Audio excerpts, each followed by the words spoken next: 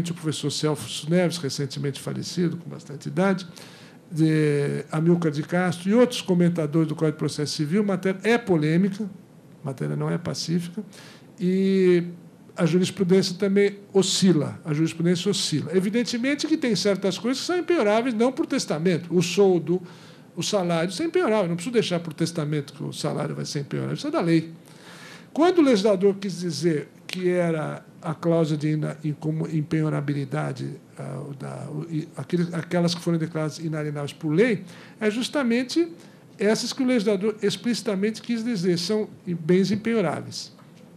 E depois de 1917, de Adolfo Gordo, vocês vão encontrar um grande doutrinador que escreveu nos anos 30 e 40, que era o Carvalho Santos, o famoso JM, João Manuel de Carvalho Santos, no Código Civil Brasileiro interpretado. Ali, na época, ele colocava as três correntes. As três correntes, e depois de Carvalho Santos, toda a doutrina nacional, e o próprio Silvio Rodrigues colocava no seu livro a polêmica e a divisão dessa doutrina, dos bens, dos frutos e rendimentos. O que eu posso penhorar, o que eu não posso penhorar.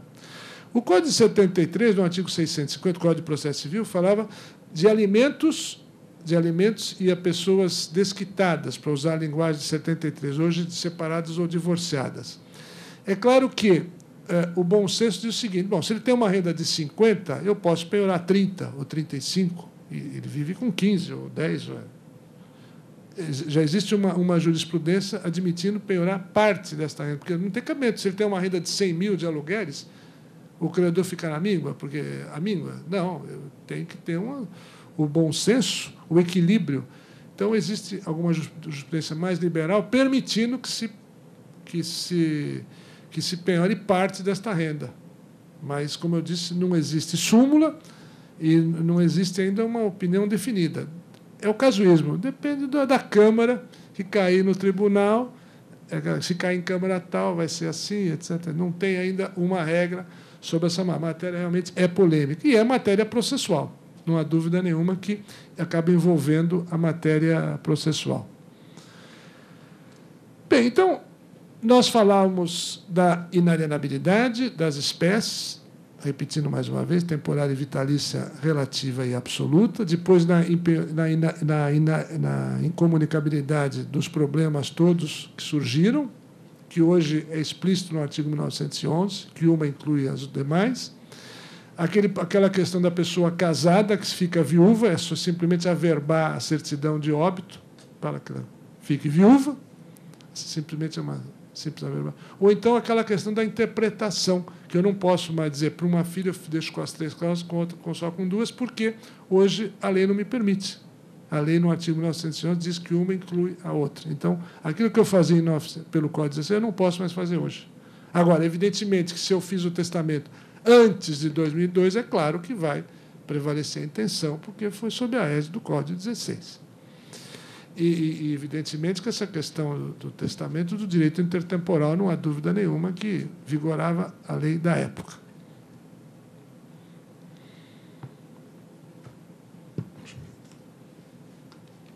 Não tenho mais 5 minutinhos? Vocês me dão mais 5 minutinhos, que eu me estendi um pouco, eu falava 50, já falei 1 hora aqui, então. Eu vou terminar em 5 minutos, prometo que eu não vou cansá-los.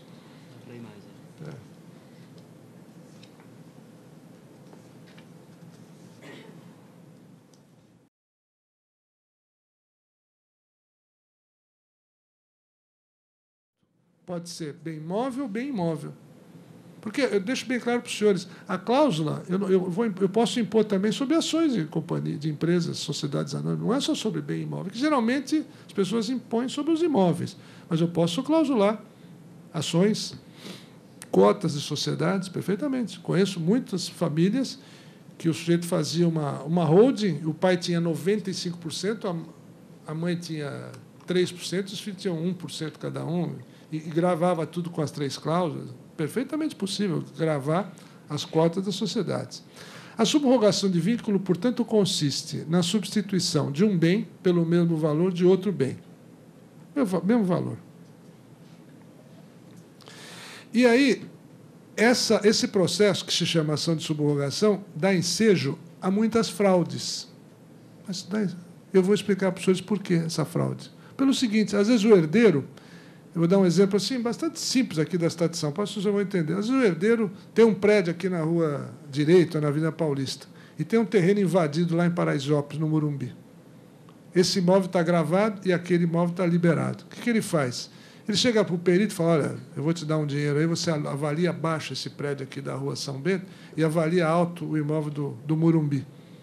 Então, ele avalia alto lá e baixo aqui, e no laudo apresenta, se o juiz não souber onde fica, ele acaba deferindo e está cometida a fraude. Quer dizer, ele vai liberar um imóvel valioso por um outro que não vale nada para poder vender esse aqui.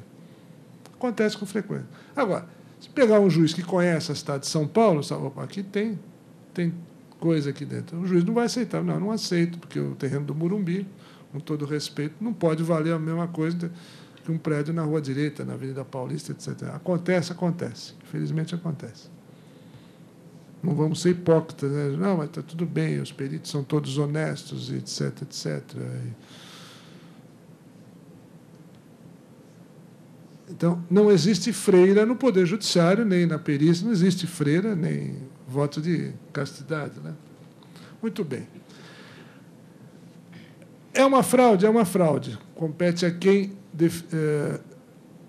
perquirir isto. O Ministério Público, que representa a sociedade, em termos, nesses processos de subrogação, vai se manifestar da viabilidade ou não. O Washington Barros Monteiro, de quem eu sou coautor, no livro das sucessões, feito pela filha dele, a minha colega Ana Cristina Barros Monteiro, diz o seguinte, que era inadmissível pela jurisprudência de então, de 30 a 40 anos atrás, não se podia subrogar vínculo de imóveis que estavam dando alguma renda por imóveis improdutivos. Por exemplo, não se admitia subrogação de prédios por terrenos. Era uma tendência da jurisprudência. Mas isso aqui está dando renda, pouco, mas dá. Esse terreno não dá nada. Terreno baldio. Então, a tendência da jurisprudência no passado era não admitir a subrogação dos vínculos de prédio que estava dando renda por terrenos improdutivos. Essa era a tendência da jurisprudência e, ao que parece, eu que tenho feito algumas subrogações, está prevalecendo. O grande problema nas subrogações que vejo, e eu tive um caso particular que eu não consegui colocar na cabeça do perito, que era o seguinte, o perito, na avaliação, desconsiderava, interessante essa questão, o método da renda do imóvel. Era um imóvel valioso em Pinheiros, na rua mais importante de Pinheiros, e a subrogação era para uma casa residencial, uma parte. E o perito insistia em avaliar esta casa, este imóvel, nesta rua importante, pela metragem e que o prédio tinha 50 anos. Então, ele avaliava aquilo por um preço irrisório, avaliava em R$100 mil. E todo mundo sabia que aquilo valia 600, 700 mil. Ele desconsiderava o fundo de comércio. Não, eu só não vou avaliar o fundo de comércio, vou avaliar o bem. Não, mas se eu vou avaliar o bem, eu vou precisar 3 lojas dessa para subrogar o vínculo dessa casa. E todo mundo sabia que a casa valia menos do que aquela loja. Não precisava, era óbvio. Tanto que a loja dava 6 mil de aluguel e a casa não dava 2.500. Só que tinha um terreno, mas só que era uma loja na Rua Teodoro Sampaio. E o perito insistiu e fixou o valor da loja em R$100 mil, quando a vizinha tinha sido vendida por R$500 mil à vista. Bom, eu falei, vou ficar discutindo com esse perito quanto tempo. Aí a parte tinha outro imóvel, não discutiu, eu preciso da subrogação, preciso liberar essa casa. Então, demos uma outra propriedade, porque eu falei, vamos discutir, vou agravar para o tribunal, quanto tempo vai demorar? Mas não conseguimos colocar na cabeça desse perito de que não é assim que se faz esse cálculo de avaliação. Você tem que considerar o fundo de comércio. Eu não vou nem dizer quanto que pega de luva uma loja, o comércio, quanto $50 mil, 50, 70 mil. Tem fundo de comércio? Uma loja, uma rua tradicional. Não adiantou. Ele fixou. Não, essa loja tem 70 metros, ele avaliou por R$1.500 o metro, deu 100 e pouco mil. Quando tinha sido vendida a outra, porque não era especulação, vale. Foi vendido por 500 mil. Mostrei para ela, foi vendido por 500 mil. Tem aqui a escritura. Não. Eu vou avaliar por 100 mil. E a casa valia 200 e poucos mil, então não dava. E claro que o que eu tinha dava de sobra. O meu cliente teve que dar outro imóvel para poder subir. Isso tudo demorou de 3 a 4 anos. Porque o perito levou 1 ano e meio para fazer esse laudo. Mas nomeado pelo juiz, vai discutir. Quer dizer, Então, infelizmente, acontece sim. Então, a subrogação de vínculo consiste nesta, o próprio nome está dizendo, a subrogação do bem por outro bem do mesmo valor econômico, quer seja ações de banco, seja quadros. Quadro mais difícil, né? Porque ninguém vai vincular quadro, porque se colocar o sujeito é bem móvel, transferível, quer dizer. Agora, ações não, porque as ações, cotas, aí envolve registro, envolve junta comercial, tudo aquilo que envolva registro complica. Por exemplo, ninguém deve deixar um imóvel com cláusula de inalienabilidade. Então, o imóvel hoje não dura 5 anos, você não vai fazer isso. Essa maldade para o filho. Você vai abrir a caixa de maldades para fazer o texto. Agora vou abrir minha caixa de maldades. Para esse aqui, vou deixar isso. E aí fecha a caixa de maldades, aí o carro fica podre. Então, ninguém vai deixar, em sã consciência, automóvel com cláusula de inalienabilidade. Não tem cabimento. Vitalícia. Né? Então, não vai ter mais o bem, vai perder o objeto. De forma que, então, a subrogação de vínculo consiste exatamente nessa subrogação de um com o outro e indispensável se torna, infelizmente, a avaliação. A única hipótese que o juiz dispensa a avaliação, é a única hipótese, é quando se trata de subrogação no mesmo prédio. Isso aconteceu. Às vezes tem um conjunto que está do mesmo tamanho. Aí não precisa de avaliação, porque eu tenho a mesma fração e eu quero. Às vezes acontece. Às vezes, certa feita, você deixa vinculado metade do prédio. Acontece. E aí morre o marido e a mulher ele revoga a doação, por exemplo, da parte dela. Fica a metade vinculada, então tem que subrogar. Eu posso, essa vai ser a parte final da nossa se me dá mais 5 minutos, porque isso é importante, é a questão da revogação da cláusula nas doações. Eu tenho um capítulo sobre isso. Isso é uma matéria polêmica. Alguns tabeliães, alguns oficiais registradores de registro não aceitam a revogação da doação por escritura pública. A matéria é controvertida. De um lado, Clóvis Bevilacqua não aceitava, nem Francisco Morato. De outro lado, Antão de Moraes e Washington Barros Monteiro aceitavam, sim, a revogação da doação por escritura pública. Eu também entendo que é possível, sim, revogar. Em que situações? Exemplo, marido e mulher fazem uma doação. O caso clássico que eu conto aqui é um hotel que, quando era criancinha, eu frequentei. Depois derrubaram, era o Parque Balneário, lá em Santos. A família Fracaroli, o caso é público, isso eu posso comentar, não tem nenhum problema, não é nenhum problema de segredo de família. A família Fracaroli fez a doação para os filhos em 1941. Depois de uns anos, morreu o marido e ficou a mulher e os filhos. E foram buscar um parecer do professor Miguel Real. Eu até transcrevo parte desse parecer aqui no livro. E a hipótese era a seguinte: depois de uns anos, a viúva fez o seguinte, ela revogou a doação, ela revogou a cláusula da parte que ela tinha doado para o filho, porque ela estava viva. Do marido não, porque ele estava morto. Então, metade ficou vinculada, metade livre. É nesse caso que eu quero dizer o seguinte: os antigos doutrinadores, como Francisco Morato e o próprio Clóvis Bevilacqua, eles achavam que não podia mais revogar, porque já saiu do patrimônio. É interessante essa questão do doador o bem. Não, mas não pertence mais ao doador, é do donatário. Como é que ela vai revogar? Isso era a tese de Bevilacqua e de Francisco Morato. Interessante essa questão. Porque a partir do momento que eu dei, não é mais meu. Como é que vai revogar? Mas os mais liberais, como Antão de Moraes, que foi desembargador, e o professor Washington Barros Monteiro, acho que não. Que ela fez a doação, mas que a doação tinha uma cláusula acessória, que era a cláusula de inalienabilidade, que ela poderia, sim, revogar. E tanto que eu vi vários casos nos anos 60 de várias pessoas que fizeram revogação e o oficial de registro de imóveis registrava sem o menor problema. Isso começou a criar problema. O 7º cartório de São Paulo, eu acho que é o Ademar Fioranelli, aqui da Praça João Mendes, começou a não aceitar essas escrituras de revogação. Não pode revogar, tem que ser por processo judicial, teria que ser por cancelamento judicial, não pode haver revogação. Mas, felizmente, a tendência hoje é aceitar realmente, e tenho para mim que é possível, sim, fazer a revogação, claro que da doação, né? Evidentemente, da pessoa que está viva. Quem morreu não tem jeito. A doação é possível, a pessoa revogar, e o que vai acontecer? Vai revogar 50% daquilo que doou, porque os outros 50% já era do decujus, já não tem jeito. Então, é isso que eu queria dizer aos senhores, que é possível, sim, esta revogação, por escritura pública, leva-se ao registro imobiliário para cancelar metade daquela doação.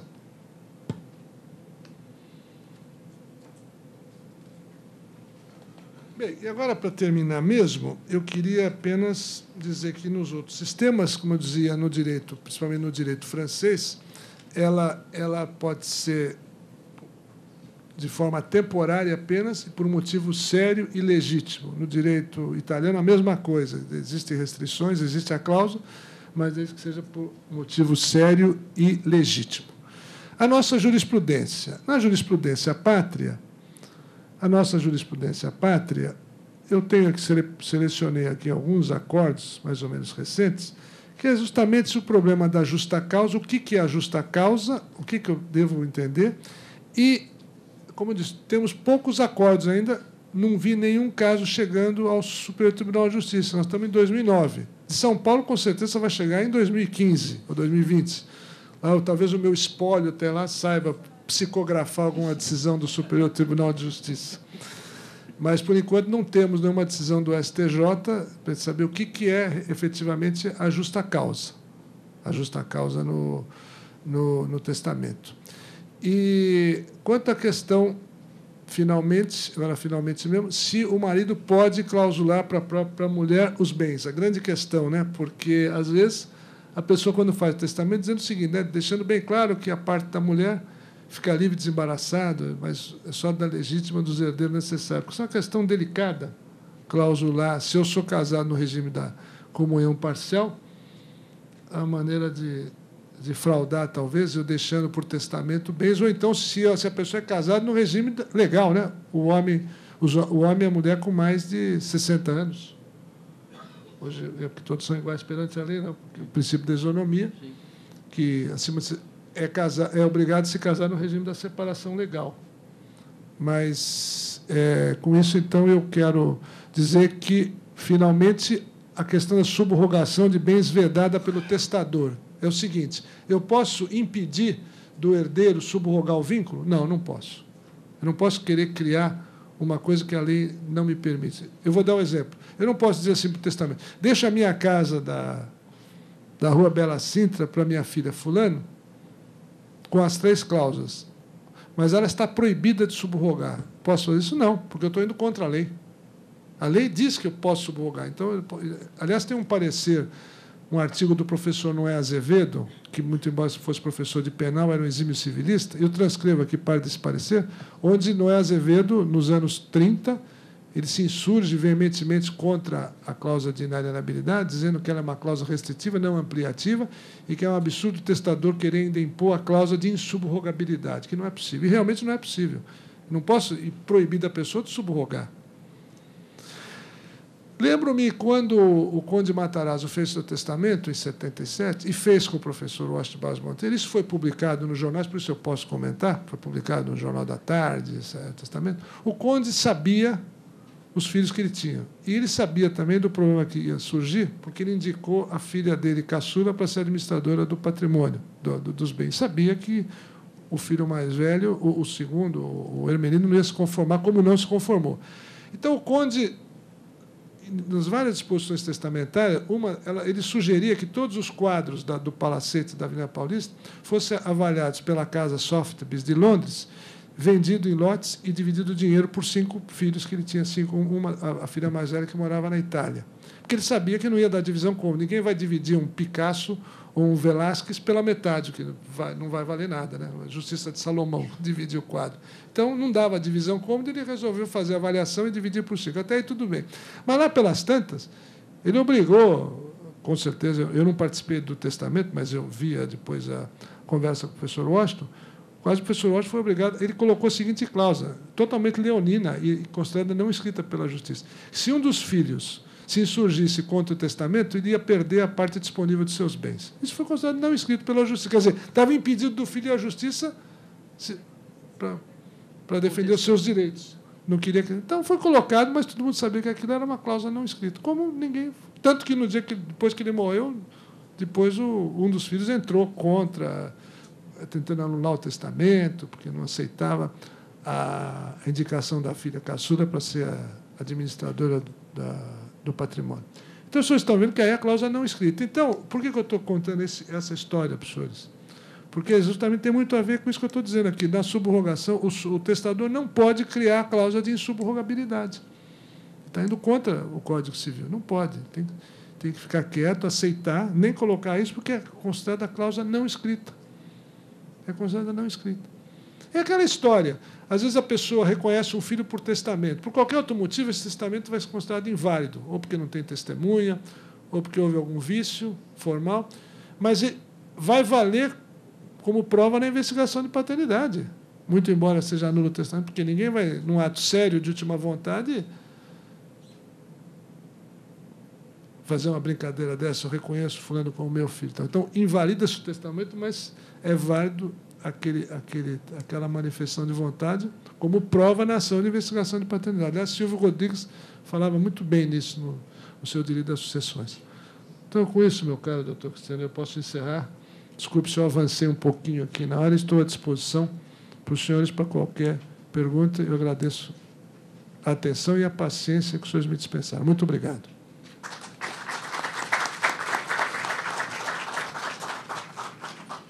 Bom, agradeço ao professor Davos Maluf, mas antes eu gostaria de abrir para os debates, saber se alguém aqui da plateia, da internet, daqui a pouco, acho que já mandam aí algumas questões para nós.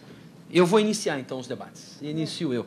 O senhor que é um especialista em desapropriação, professor, aliás, eu vou deixar aqui para as pessoas que quiserem, tem alguns convites aqui do lançamento do livro do professor Washington e do professor Maluf, tá? Então, fica aqui, quem quiser pegar no final da aula pode pegar.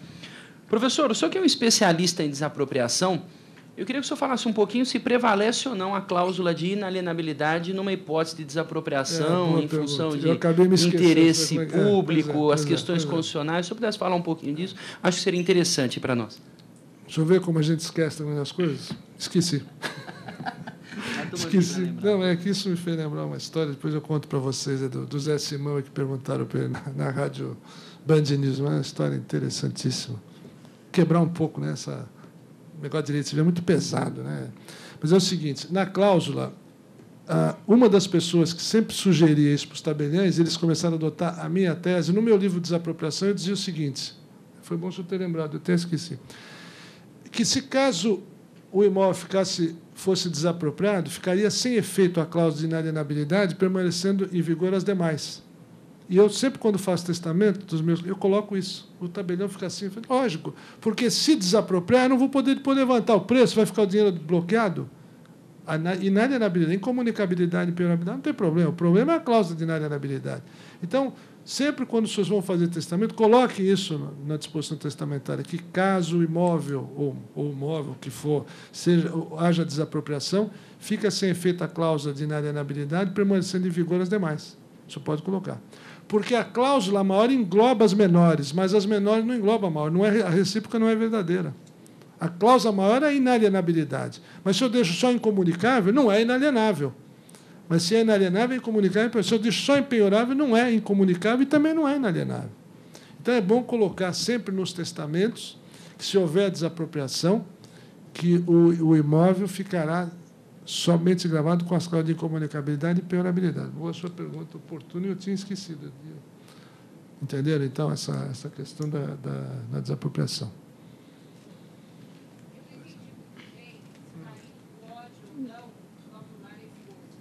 Tá, eu vou só repetir por causa da internet aqui. E no caso de companheiro, pode clausular? Ah, então tá bom. A doutora pergunta, então, para o professor falar um pouquinho mais, se o marido pode ou não clausular os bens da esposa, e na questão da união estável, se a interpretação seria a mesma ou seria a outra. Boa a sua pergunta. Se for no regime da comunhão universal, é óbvio que não pode, porque como ela é metade dela, ela não pode clausular os próprios bens. Então, não pode. Realmente, não. Isso é só para os herdeiros necessários, né? Agora, só que falou da companheira, não entendi.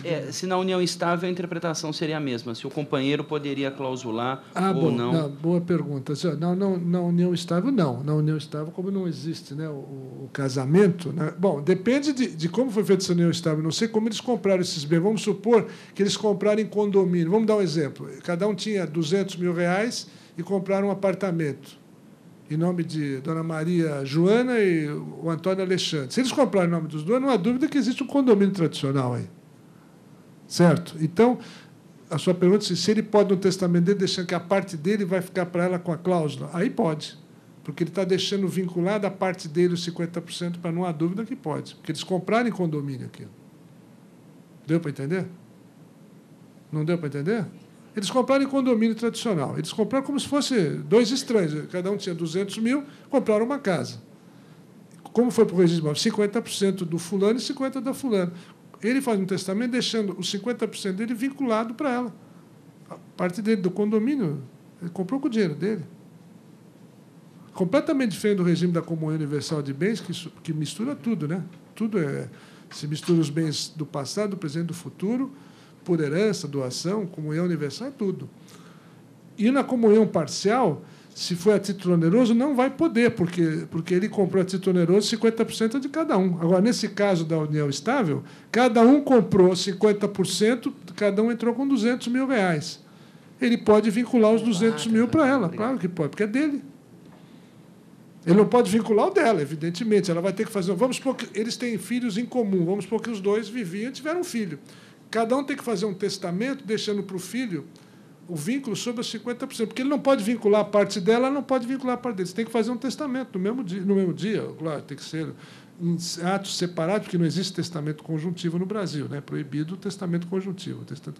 Pode ser no mesmo dia, com o mesmo tabelião, mas sempre em atos separados, em duas escrituras separadas.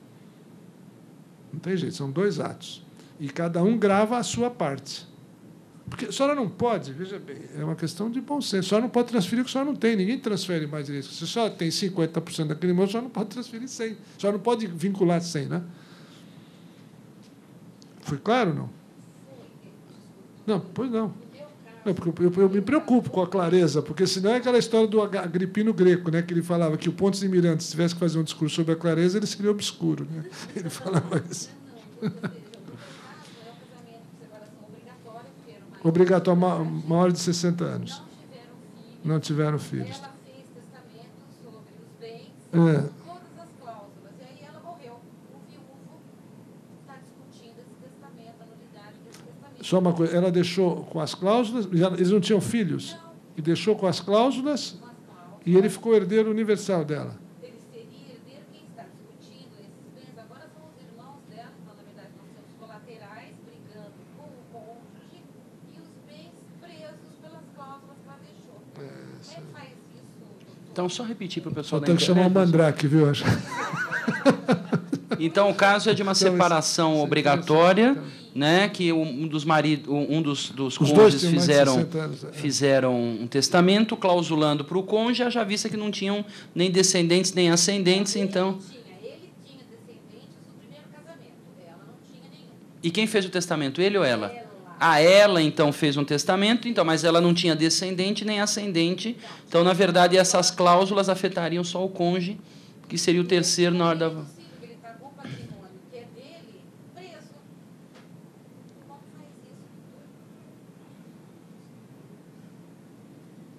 E eles morreram na vigência, ela morreu na vigência do Código de 2002 já? Agora. E o testamento foi feito? Bom, também não importa quando foi feito. Isso não importa. O que vale é aquele problema da sucessão do cônjuge. Quando morre essa situação eu acho que é interessante, e, aliás, eu tinha até deixado aqui também como uma sugestão aqui para nós debatermos, porque, na verdade, muitas pessoas ficam indignadas quando o Código Civil traz a possibilidade da concorrência do cônjuge com os descendentes no regime da separação, né? Exatamente. Então, amanhã até cito o caso do professor Maluf, só para a gente não se estender, porque, na verdade, nós vamos tratar isso, né? Mas muitas pessoas questionam, será que eu não poderia, então, clausular, né? Colocar as cláusulas restritivas, já que, na verdade, eu não consigo brecar, porque, em vida, a pessoa, se tivesse uma separação ou divórcio, não levaria a nada, né? Na sucessão,